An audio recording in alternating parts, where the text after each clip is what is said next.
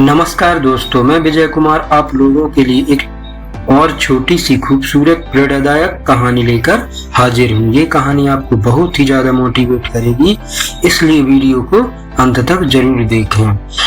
अगर आप भी यही सोचते हैं कि मैं जो भी करता हूँ बेकार चला जाता है, उसका परिणाम मेरे मन मुताबिक नहीं आता है, अगर आपके साथ भी जिंदगी में कभी कुछ अच्छा नहीं होता, तो ये छोटी सी कहानी अपने शब्दों के जरिए आपको बहुत कुछ सिखा जाएगी।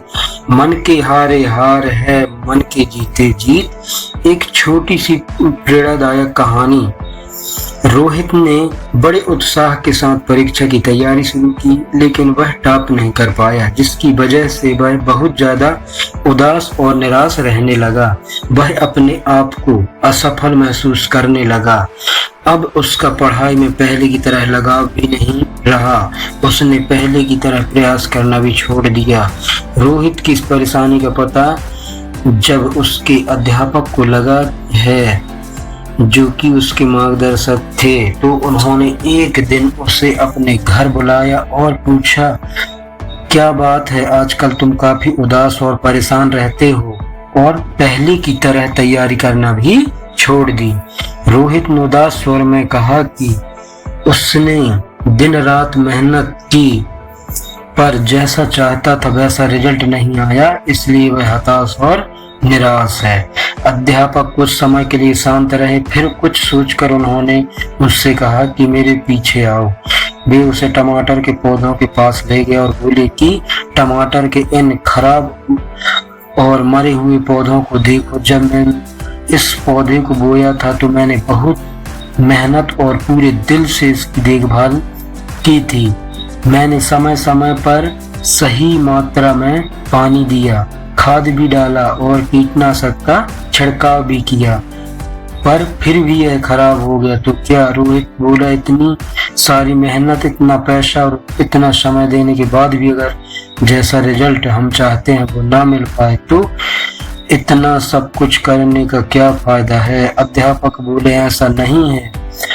फिर उन्होंने एक दरवाजे की तरफ इशारा करते हुए कहा कि अब एक बार जरा इस दरवाजे को खोल कर देखो। रोहित ने दरवाजे को खोला और देखा कि सामने बड़े बड़े टमाटरों के ढेर पड़े हुए थे। उसने पूछा कि यह सब कहां से आए?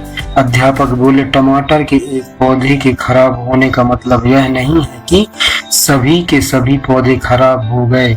इसी तरह तुमने मेहनत तो की पर टॉप नहीं कर पाए, लेकिन इसका मतलब यह नहीं है कि तुम्हारी दिन रात की मेहनत खराब हो गई और तुम असफल हो गए। तुमने पाया तो बहुत कुछ, लेकिन तुम्हें सिर्फ इसका नकारात्मक हिस्सा ही दिख रहा है, जबकि सकारात्मक पहलू तो छिपा हुआ है, जो कि सही समय आने पर दिखेगा। परीक्षा में लिखते वक्त कई चीजें मायने रखती है, जैसे कि लिखने की स्पीड, तबीयत, मनोस्थिति और भी बहुत कुछ, जो कि सिर्फ मेहनत का पैमाना नहीं है। जो तुमने सीखा है वह जिंदगी के हर मोड़ पर काम आएगा। मेहनत करने के बावजूद मनचाहा परिणाम न मिलना, इससे यह साबित नहीं होता कि आप असफल हो गए हैं, बल्कि आपने तो सफलता की ओर अपने कदम बढ़ाए हैं। थॉमस अल्वा एडिसन ने भी एक बार में ही बल्ब नहीं बनाया था। वे तो एक ऐसे इंसान थे जिन्होंने कभी यह विचार ही नहीं किया कि वो असफल हुए हैं। 9,999 बार तक वे असफल रहे, बल्ब नहीं बना पाए और आखिर में 10,000वीं प्रयास में उन्होंने बल्ब का आविष्कार करके दुनिया के सामने रख दिया। इसका माइंडसेट तो इतना स्ट्रांग था कि वो कभी भी यह नहीं सोचे कि मैं असफल हो रहा हूँ। उनके मुताबिक तो 9,999 तरीके जान गए जिससे कि बल्ब नहीं बनाया जा सकता। जैक मा जिन से कि मैं भी खुद बहुत प्रभावित हूँ। उन्होंने न जाने कितनी ही बार जॉब के लिए अप्लाई किया, पर हर बार उन्हें रिजेक्ट कर दिया गया, और यही बात उनके लिए प्रेरणा बन गई और उन्होंने एक ऐसी कंपनी की शुरुआत करके दुनिया के सामने रख दी जिसे हम आज अलीबाबा के नाम से जानते हैं। आज यह ई कॉमर्स कंपनी कई नई बुलंदियों को छू रही है और आगे भी ऐसा ही असीम ऊंचाइयों को छुएगी। ऐसे और भी कई हजारों उदाहरण इस दुनिया में हैं जिनसे कि हमें काफी प्रेरणा मिलती है। अगर इन्होंने भी अपने आप को एक फेलियर समझे होता तो आज वे इतने अमीर नहीं बन पाते।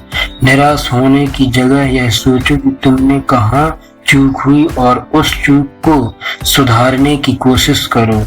ये बात उन सब पर लागू होती है जो जीवन में कुछ करना चाहते हैं, लाइफ में आगे बढ़ना चाहते हैं।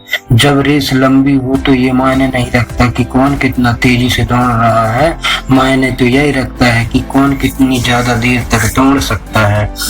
रोहित ने अब सफलता का पाठ पढ़ लिया है। वह अच्छी तरह से समझ चुका है कि उसे अब आगे क्या करना है। वह एक नई आशा और उमंग के साथ अपनी सफलता की राह में आगे बढ़ चला है। विफलता बस फिर से शुरू करने का एक और अवसर है। इस बार और अधिक समझदारी से। Henry Ford. आपको बस यह करना है, पहला, जितने बार आप असफल होते हैं उतनी बार आप नई चीजें सीखते हो। जैसे कि मैं 12वीं की कक्षा में थी, जिससे मैंने सीखा कि क्या गलतियां हुई और उस गलतियों को सुधारने का ध्यान दिया। असफलता ही हमें सफलता की कीमत बतलाती है। 12वीं की परीक्षा पास करने पर दिल से जो खुशी हुई मैं उसे शब्दों में व्यक्त नहीं कर सकता। कभी मत कहो कि असफल हुआ हूँ, कहो कि आज मैंने कुछ सीखा है। आप सभी दोस्तों से गुजारिश है कि आप अपने सुझाव और सवाल मुझे मेरे YouTube चैनल समग्र हिंदी स्टोरीज पर कमेंट करके बताइए, जिससे कि मैं इस चैनल पर आपके लिए और बेहतर कहानी लेके आ सकूं। नई नई प्रेरक बातें आपसे साझा करने की प्रेरणा मुझे आपसे ही मिलती है।